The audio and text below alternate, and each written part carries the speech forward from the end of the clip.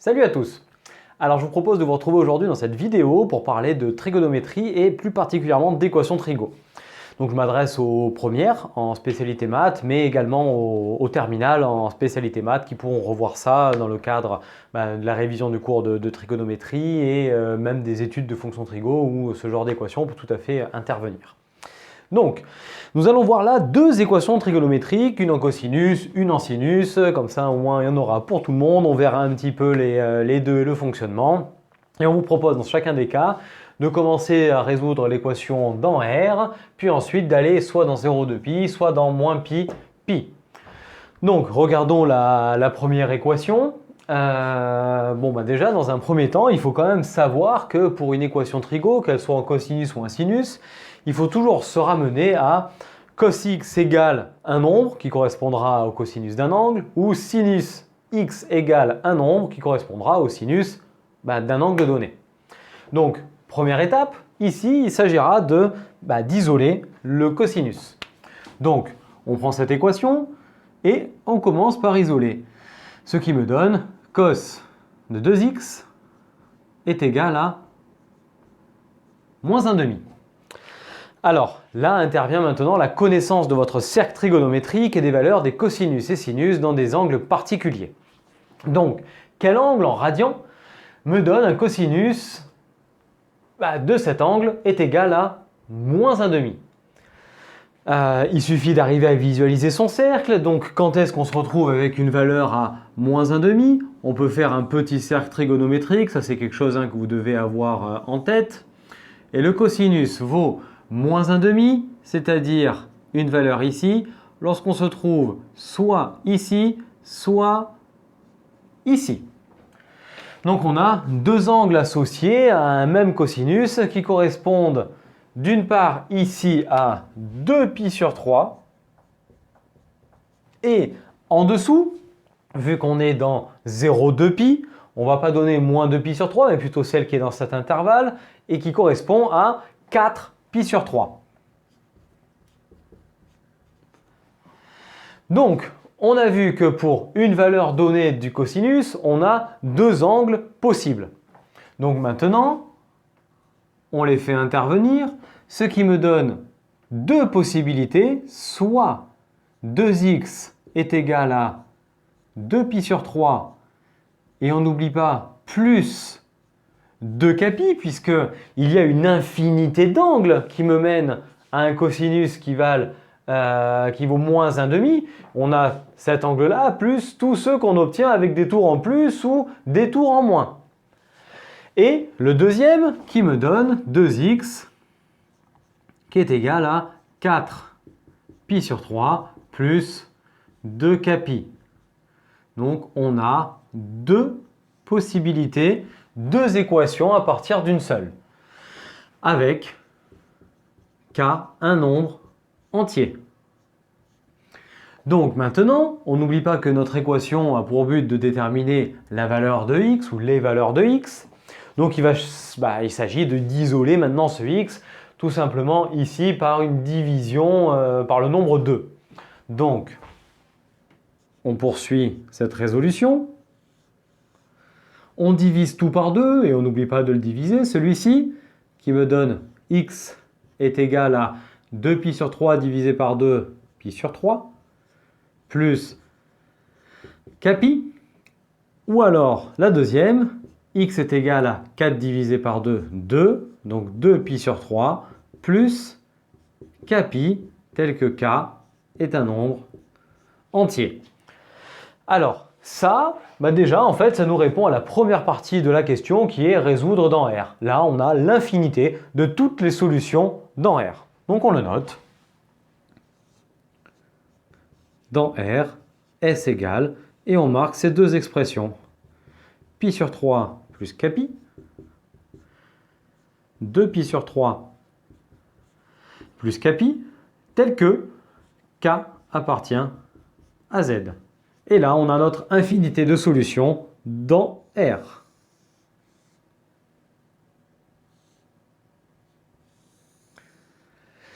Maintenant, venons-en à la partie 0,2pi. Donc, il s'agit de se poser la question de que signifie kpi. Étant donné que 2pi c'est un tour, eh bien pi c'est un demi-tour. Donc kpi veut dire plus des demi-tours ou moins des demi-tours. Donc on regarde nos solutions qui nous mènent à soit pi sur 3, soit 2pi sur 3. Donc en fait nos solutions sont les valeurs qui sont ici. Et dans l'intervalle 0 en tournant toujours dans le sens trigo jusqu'à 2pi, on voit que pi sur 3, évidemment, est dedans. Ensuite, si je fais pi sur 3 plus un demi-tour, je me retrouve donc avec mon demi-tour ici, à cet endroit-là, c'est-à-dire à 4pi sur 3. Puis, si je viens refaire à nouveau un demi-tour, je viens dépasser la valeur de pi. Donc, pour celle-ci, je vois que j'ai pi sur 3 lorsque k vaut 0 et 4pi sur 3 lorsque k vaut 1. On va faire la même chose avec 2pi sur 3. 2pi sur 3, celle-ci est évidemment dans 0,2pi. Et si je rajoute un demi-tour, hop, je vais de l'autre côté du cercle, je suis ici à 5pi sur 3. On est toujours dans 0,2pi. Si je viens à nouveau rajouter un demi-tour, on sort de l'intervalle 0,2pi. Pareil, si je viens retirer les demi-tours, eh bien, on va avant 0 et on n'est plus dans l'intervalle 0,2pi. Donc pour la deuxième, même principe. Pour k égale 0, on a celle-ci. Pour k égale 1, on a celle-ci. Allez, maintenant, on va le marquer. Donc, dans 0,2pi,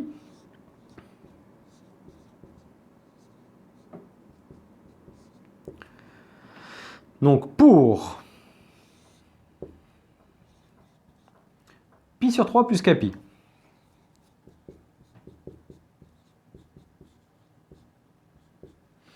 On a, hop, si k égale 0, x égale pi sur 3. Et si k égale 1, x est égal à pi sur 3 plus pi. Donc pi sur 3 plus pi, 4pi sur 3. Et ce type de visualisation convient très bien pour la résolution d'équations trigo relativement simples comme celle-ci. Ça commence à se compliquer lorsqu'on a des tiers de tour, des quarts de tour. C'est des fois plus difficile à visualiser pour vous. Donc, il existe des méthodes pour arriver à s'en sortir. Mais si on arrive à visualiser comme ça marche très bien. Si vous voulez voir qu'il n'y a que celle-ci, vous n'avez qu'à remplacer k par moins 1 et vous verrez que c'est avant 0. Et k par 2 et vous verrez que c'est après 2pi. Donc là, rien de tel que le faire vous-même pour vous en convaincre. Allez, maintenant, faisons la deuxième. Pour x est égal à 2pi sur 3 plus kpi. On va procéder de la même façon. Si k égale 0, si k égale 0, ça fait 2pi sur 3. X égale 2pi sur 3. Et si k égale 1, alors on a x qui est égal, et on revient à ce qu'on a fait, 2pi sur 3 plus un demi-tour, on arrive là, 5pi sur 3. Et comme pour la première, remplacez la valeur de k par moins 1 et par 2, et vous verrez qu'on est un coup avant 0, un coup après 2pi. Donc, on peut donner les solutions qui sont, eh bien, pi sur 3, 2pi sur 3, 4pi sur 3, 5pi sur 3. Je vous conseille de les mettre dans l'ordre croissant.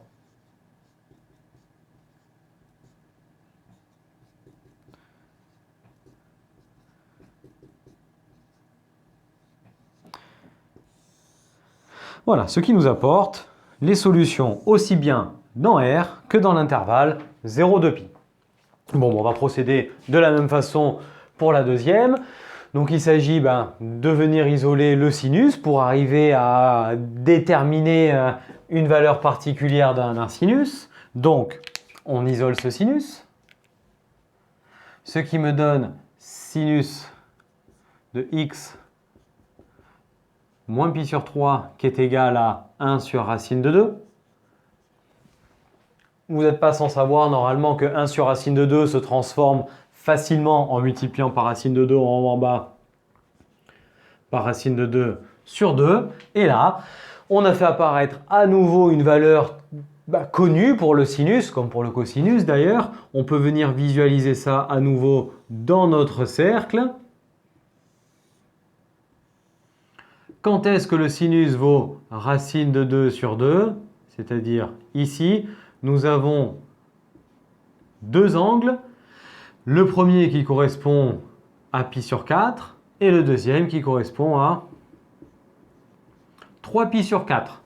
Donc, nous sommes dans notre cercle trigonométrique, dans l'intervalle moins pi, pi. Ces deux valeurs correspondent très bien. Donc maintenant, on va reprendre notre équation et on va la transformer comme ici en deux petites équations qui me mènent à x moins pi sur 3 qui est égal à pi sur 4 plus 2k pi, même remarque que tout à l'heure, plus des tours en fait, ou alors x moins pi sur 3 qui est égal à 3 pi sur 4 plus 2k pi, en n'oubliant pas de préciser que k est un nombre entier. Allez, pour les plus rigoureux et les plus perfectionnistes, on pourrait éviter de mettre deux fois la même valeur de k et de dire que c'est k et k', en mettant ici k et k' des entiers. Donc maintenant, on va chercher à isoler la valeur de x, comme dans une équation tout à fait classique, et on va faire passer le pi sur 3 de l'autre côté, et nous serons juste face à une réduction au même dénominateur. Alors, x est égal à pi sur 4 plus pi sur 3, donc pi sur 4 plus pi sur 3 plus 2k pi,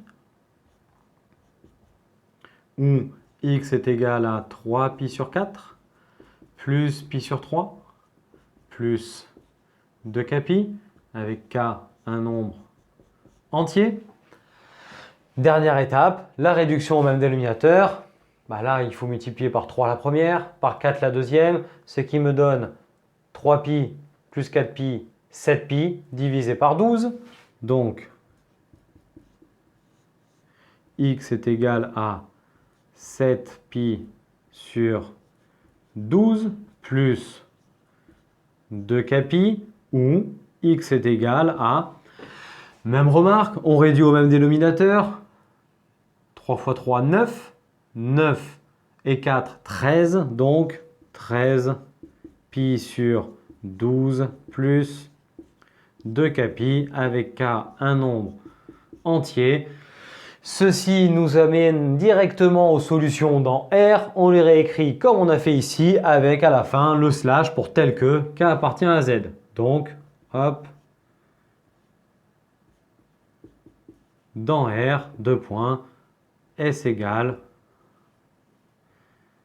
7pi sur 12 plus 2k pi et 13pi sur 12 plus 2k pi, tel que k est un nombre entier. Car oui, il y a encore une infinité de solutions dans R. Maintenant, passons à l'intervalle moins pi, pi. Alors, on va essayer de visualiser encore, comme tout à l'heure. Je pense que c'est le plus simple, surtout dans ce cas-là. On les voit plutôt bien, puisqu'on est face à du plus de pi. Qui dit plus de pi dit plus un tour, deux tours, trois tours, ou moins un tour, moins deux tours, moins quatre tours, et ainsi de suite. Donc, on a notre valeur de 7pi sur 12. 7pi sur 12 qui, grosso modo, va se retrouver par ici. Et étant dans l'intervalle de moins pi, je tourne dans ce sens-là, qui est mon sens trigo. Je fais un tour complet et j'arrive ici en pi. Si à 7pi sur 12, je viens ajouter un tour complet, eh bien on voit bien que je dépasse la valeur de pi. Donc c'est pas bon. Puis, si à 7pi sur 12, je viens retirer un tour complet, je vois que je viens avant moins pi, donc ça ne marche pas non plus. c'est la seule solution qui est dans l'intervalle moins pi, pi pour cette équation. Donc, on va le marquer. Pour x est égal à 7 pi sur 12 plus 2 pi, seule la valeur k est égale à 0 convient. Et donc, x est égal à 7 pi sur 12. Pas besoin de connaître le sinus de 7 pi sur 12. On l'a trouvé, on ne nous le demande pas là. Et même chose maintenant pour x est égal à 13 pi sur 12 plus 2 pi. On va regarder laquelle ou lesquelles pourraient convenir. Donc 13 pi sur 12. 13 pi sur 12, ça serait grosso modo par ici.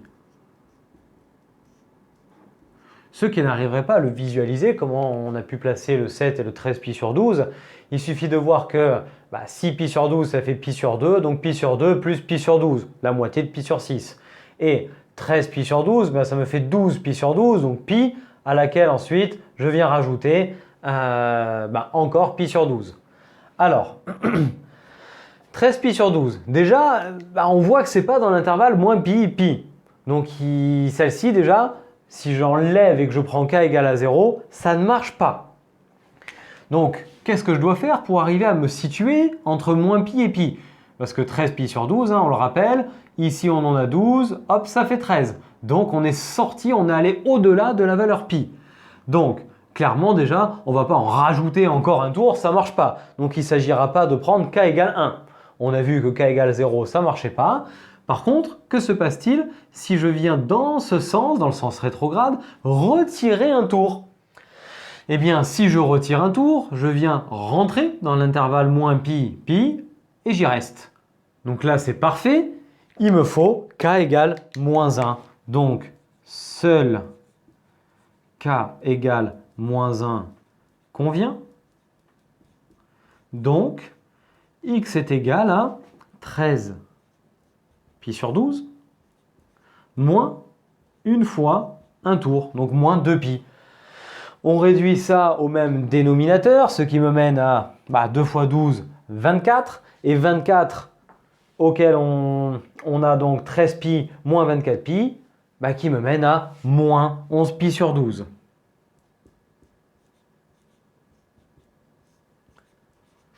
Et cette valeur est parfaitement dans l'intervalle moins pi, pi. Et c'est la seule. Donc, on peut donner les solutions dans l'intervalle moins pi, pi. Il n'y en a que deux. Et c'est moins 11 pi sur 12 et 7 pi sur 12.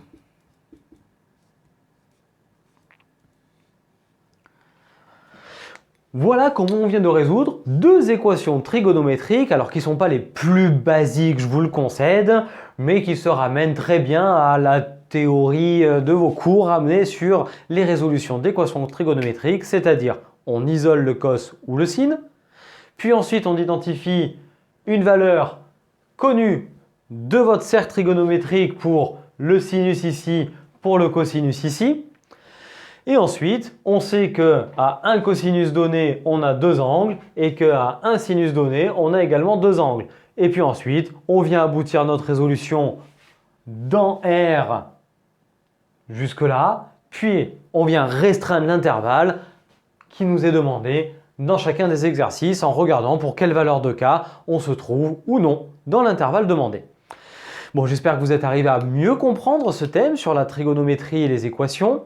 Et j'espère que cette vidéo vous a plu et vous a permis d'y voir plus clair.